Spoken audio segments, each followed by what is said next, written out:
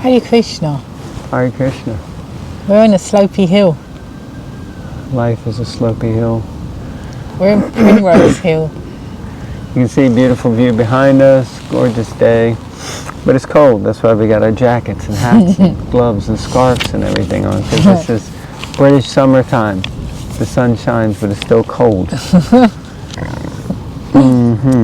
Okay, Canto 3, Chapter 26, Text 22, chapters entitled Fundamental Principles of Material Nature. Om Namo Bhagavate Vasudevaya. Om Namo Bhagavate Vasudevaya. Om Namo Bhagavate Vasudevaya. Text 22.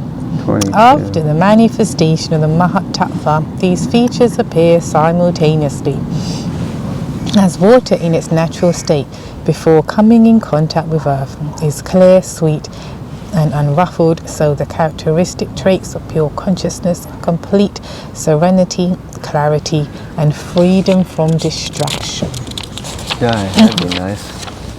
Purport. The pure state of consciousness, or Krishna consciousness, exists in the beginning, just after creation. Consciousness is not polluted. The more one becomes materially contaminated, however, the more consciousness becomes obscured. In pure consciousness, one can perceive a slight reflection of the Supreme Personality of Godhead, as in clear, unagitated water. Free from impurities, one can see everything clearly. So in pure consciousness, or Krishna consciousness, one can see things as they are. One can see the reflection of the Supreme Personality of Godhead, and one can see his own existence as well. This state of consciousness is very pleasing, transparent, and sober. In the beginning, consciousness is pure. Wow. Yes, I think, yeah, sorry, anything? Any thoughts? No, please. Yeah, it's interesting, this whole principle of consciousness. Often our consciousness is so distracted, and we're always thinking about so many other things that, you know, the idea of meditation often is that you just, you know, you sit and you try to clear the mind and feel this connectivity or connectedness. Now, what most people who are doing meditation are trying to connect to, they're maybe not sure, maybe they're trying to connect to nothing. But actually, when we feel that point where, you know, we feel the wind blow and we hear the birds chirp and we're really just in the present, we feel a connectedness. And that connectedness is ultimately, that's yoga. It's a connectedness with God, with Krishna, and we understand how everything is interconnected, and we become, it just reminded me how Prabhupada says in pure consciousness we can perceive a slight reflection of the Supreme Personality of Godhead. So it's like a reflection that we feel how everything is connected. The clouds behind us are moving ever so slowly, and when we slow down into that space, we feel that the presence of God, of Krishna. So it's very powerful. So I really appreciate this point. And also I was thinking, like water, yeah, water, it's interesting. Water is just so clear. It's like crystal clear, like glass, you know. It's like air is clear, you know, and water. It's interesting, all these elements. We take them for granted. Just, oh yeah, fire is fire, water, earth, yeah, what next? But actually, I mean, these elements are really far out. They kind of exist of their own accord, and like that. So, and this lady behind us in some distress. I don't know if she's lost her dog or her child. Anyway. Oh dear. What? Yeah, I was thinking that I saw on social media recently, like some post, some kid, I think it was like a white child with a black child, and then they were standing together and they were saying to Mummy, look, we're twins.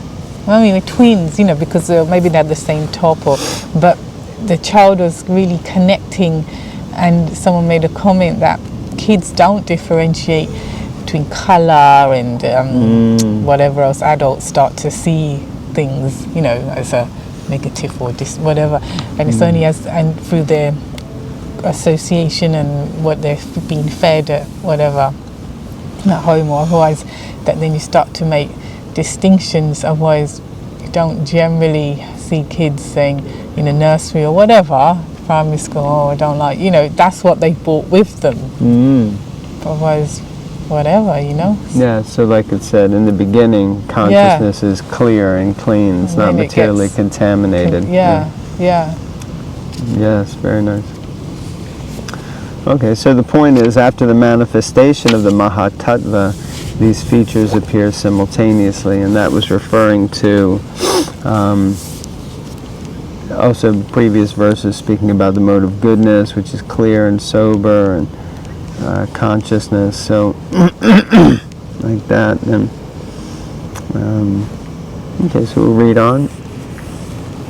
Yeah. Oh God, that did scare me. Hello, puppy. This must be the lost dog.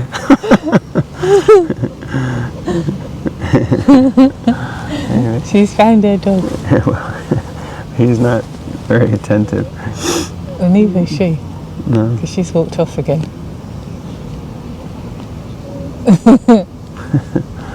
Okay. The material ego springs up from the Mahatattva, which evolved from the Lord's own energy. The material ego is endowed predominantly with active power of three kinds: good, passionate, and ignorant. It is from these three types of material ego that the mind, the senses of perception, the organs of action, and the gross elements evolve. Okay, so this is very powerful. So we're really going through the principle of creation. Pradhan is the unmanifested elements in the form of, I guess you could say, like a stored energy of the Lord. Then once the Lord glances upon them, upon Pradhan, impregnates it, agitates it, the three modes come in contact and start to move and start to create differentiation between the different elements and aspects. Then that's known as the Mahatattva, and from that comes consciousness, which in the beginning is, or first comes the pure mode of good, the mode of goodness, and then consciousness, which is pure. And so now we're seeing that from this comes the material ego, and from the ego, which is endowed with three different modes: good, passion, and ignorant. Then there are the senses, the action, the organs of action, and the elements start to evolve. Okay, so Prabhupada's purport. In the beginning, from clear consciousness, or the pure state of Krishna consciousness, so that's the Vasudeva state, or Shuddha Sattva, the first contamination sprang up. This is called false ego. So it's interesting that from something pure, a contamination comes. It seems contradictory. This is called false ego, or identification of the body as self. The living entity exists in the natural state of Krishna consciousness, but he is marginal, he has marginal independence. And this allows him to forget Krishna. Originally, pure consciousness exists, but because of misuse of marginal independence, there is a chance of forgetting Krishna. This is exhibited in actual life. There are many instances in which someone acting in Krishna consciousness suddenly changes. In the Upanishads, it is therefore stated that the path of spiritual realization is just like the sharp edge of a razor. The example is very appropriate. One shaves his cheeks with a sharp razor very nicely, but as soon as his attention is diverted from the activity, he immediately cuts his cheek because he mishandles the razor. Nice analogy. You have to be very careful. So I guess the idea is that one has pure consciousness in the beginning, but the soul still remains a marginal energy, which means it has that minute independence to make a decision. So because of that inclination that's within, even though the consciousness is pure, that's an external thing. The internal thing is the free will or the marginal nature of the living entity that can therefore decide to try to enjoy separately from the Lord, and therefore must become forgetful of the Lord, and that consciousness starts to become diluted or diluted, kind of thing. Not only must one come to the stage of pure Krishna consciousness, but one must also be very careful. Any inattentiveness or carelessness may cause fall down. This fall down is due to false ego. From the status of pure consciousness, the false ego is born because of misuse of independence. We cannot argue about why false ego arises from pure consciousness. Factually, there is always a chance that this will happen, and therefore one has to be very careful. False ego is the basic principle for all material activities which are executed in the modes of material nature. As soon as one deviates from pure Krishna consciousness, he increases his entanglement in material reaction. The entanglement of materialism is the material mind, and from this material mind, the senses and material organs become manifest. So, stressing on the need to be attentive and very careful on this path,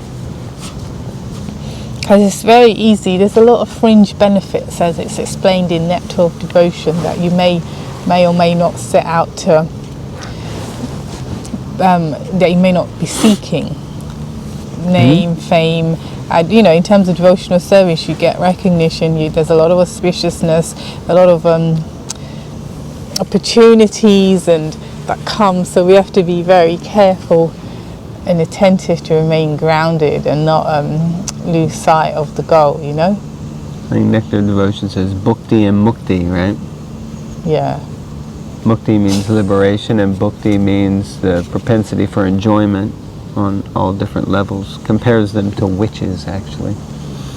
And you can see even modern day, like celebrities and that, they get some little bit of money, recognition, this and success, and I'm not trying to be negative in that, but especially because I see this now in terms of people that I was looking at when I was like in secondary school, whatever, and think, oh wow, idolize, idolize a bit too much, but yeah, following, whatever. And then, if I'm honest with you, if I could list them all now, most are dead. Definitely they died due to some substance abuse, and definitely they either spoke out or was later revealed they were quite miserable. And you think, gosh, it's like, think of the opulence that God has, which most people try to deny. You can't even handle a spark of it, Nice. Yeah, so you're saying the opulence that God has, and atheists will deny God and his opulences, but even we get a drop, a spark of the opulence of God. Someone becomes a little famous or gets some award for being very intelligent. Well, name, fame, beauty, intelligence, all the things. Name and fame. In terms of the qualities of Krishna, but yeah, you can't handle it, So my point in relation to this was that, in terms of, it was a point, in Krishna consciousness, we may not be going after necessarily the celebrity, the fame, the beauty, whatever, but it does come because it's part of you can't go near Krishna, who is all great and all opulent, and not have that reflected back on you somehow. And yet, to be fair, we've seen in our own history, it has sometimes gone a bit pear-shaped. like that, and even maybe in our own lives, you know, Yeah, you get a definitely bit in our own distracted lives. Yeah. and you're like, oh dear. In our history. So, yeah, it's very important to remain attentive. And careful, I like that, yeah, because inattentiveness and carelessness in connection with the false ego and the practice of Krishna consciousness means the razor's edge means you get a cut, and then that's a problem. Yeah. Wow, very powerful reading.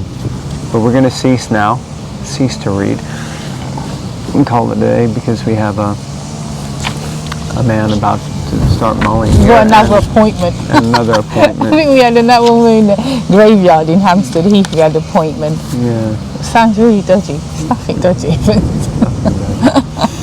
All right, see you all later. Thank you so much for joining in, and shout out, who was I shouting out to? Yeah, Dan Gatti Oh, Dangati Peru. in Rochester. And Mukunda Kishore Peru. In Rochester. In Rochester. And yeah, nice to see you all on Friday.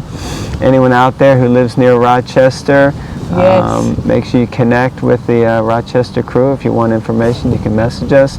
And was just down in Folkestone yesterday also, and saw some nice devotees down Lucy, there. Bhavani Durga. Yeah, nice to see you again. And thank you all for tuning in. Thank you for being real and being courageous on the path of Krishna consciousness. Hare Krishna. Hare Krishna. Srimad Bhagavatam ki jai.